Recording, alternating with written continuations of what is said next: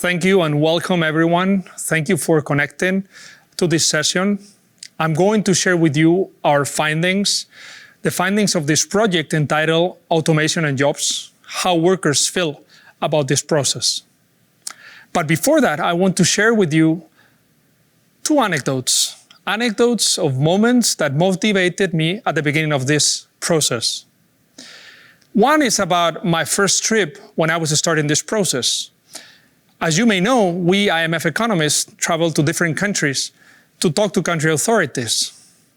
Once in Germany, when trying to grab a sandwich between meetings in ministries, I found myself in a situation very similar to this man.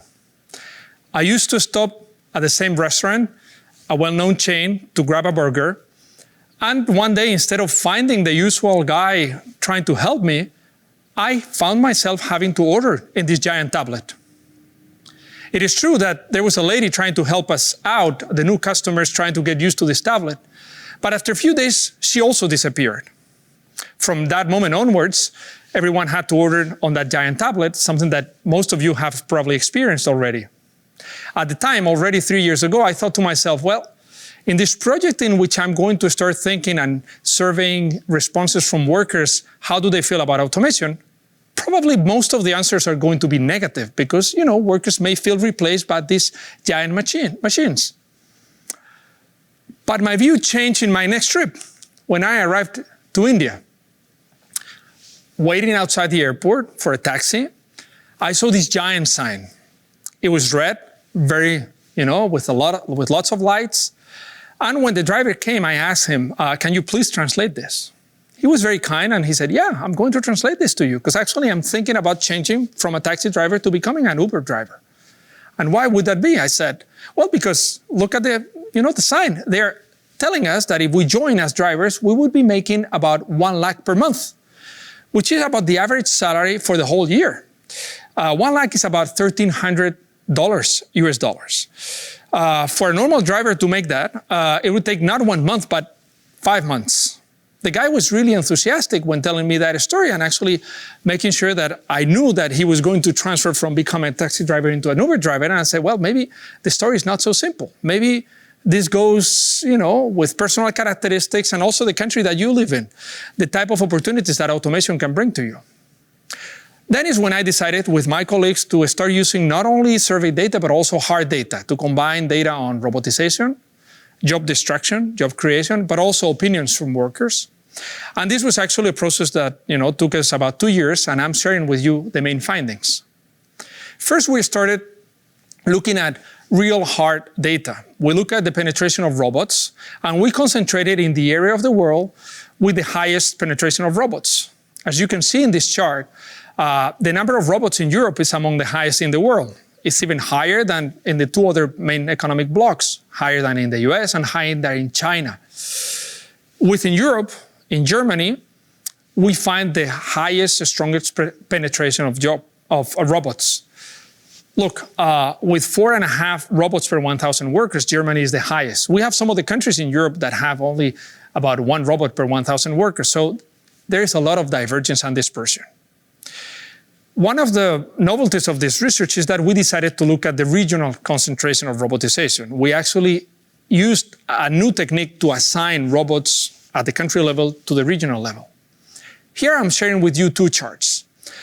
On the left chart, you can see the change in the density of robots between 2006 and 2017.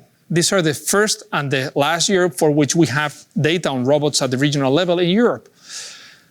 And on the right chart, you see the change in employment rates for the same period in the same regions. And as you can see, the areas with dark green color are more or less the same. Central and Eastern European countries. This is the area basically where during that period, robotization and employment creation were compatible, happened at the same time.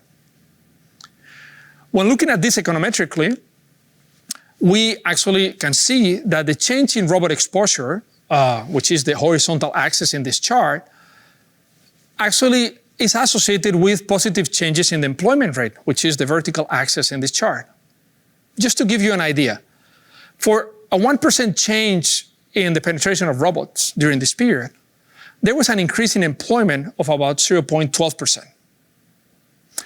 Look, this is a major novelty because until now, until this research, the evidence from outside Europe was saying that, well, the relationship between robotization and employment was probably negative, either non-significant or in most cases negative, for example, with data from the US.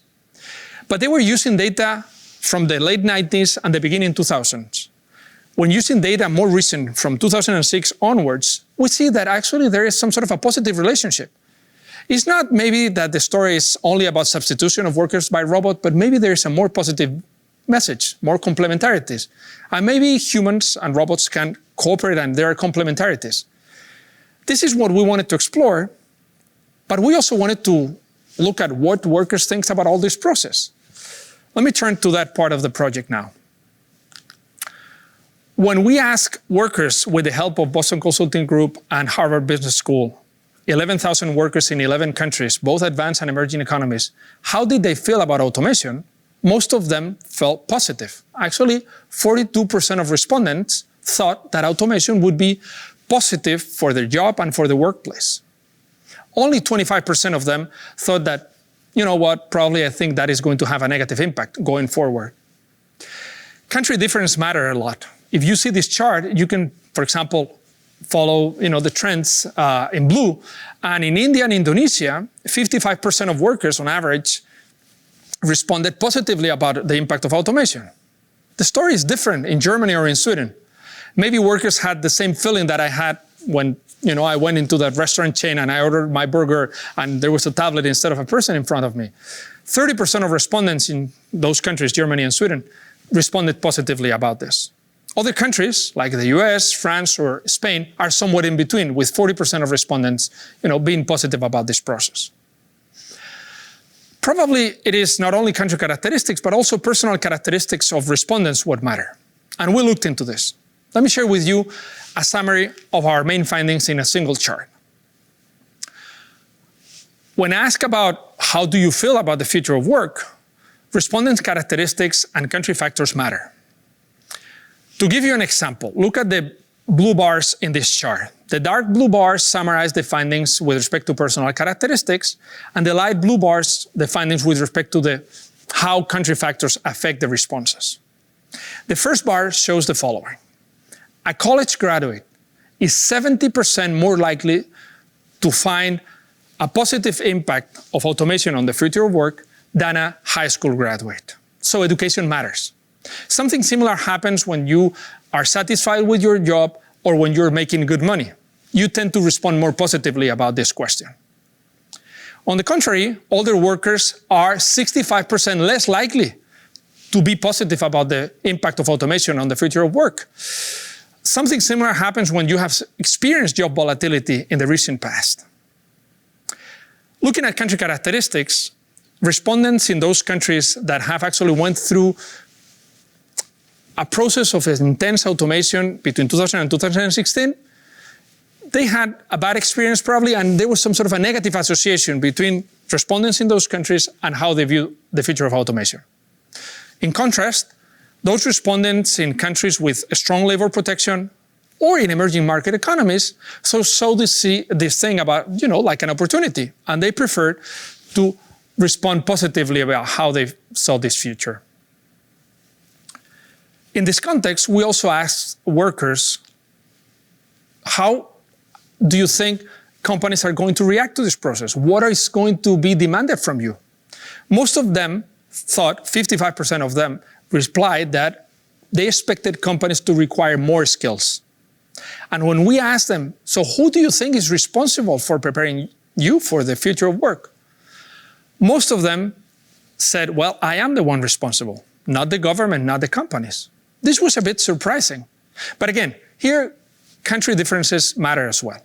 If you look at, emerging economies, in general, the dark blue bars tell you that about 60% of respondents, 60 to 65% of respondents in emerging economies thought that they were the ones responsible for preparing them, not the government, not the companies, for, getting them ready for the future of work.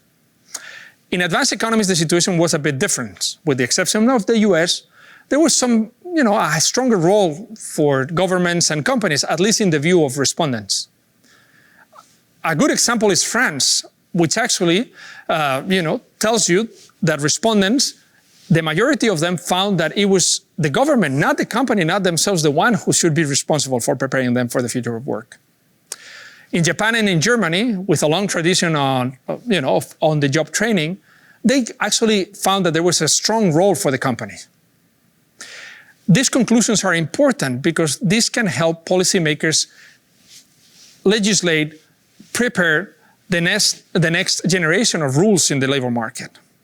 In general, when workers were asked about how they felt they could be prepared for the future of work, they said, well, I'm willing to take on education and reskilling, but I need some new legislation, new benefits, and maybe time and a little bit of money to go and re-educate myself.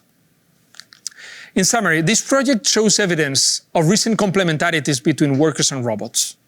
The hard data coming from Europe, one of the highest of the areas in the world with highest penetration of robots, tells us that there has been a weakly positive association between robots and job creation during the last decade. Information from the surveys tells us that the workers' view are positive. In fact, they are positive, especially if they are younger, they are more educated, they have job stability and/or more labor protection in their country. They're ready to prepare themselves for the future of work, but they expect governments to legislate new benefits to make, their working environment more flexible so that they could engage into retraining. And also they will welcome some new legislation, to have more time and more money to prepare for the future of work. I hope you find these findings useful and enlightening for the open debate that we're going to have now. Thank you. I will take your questions.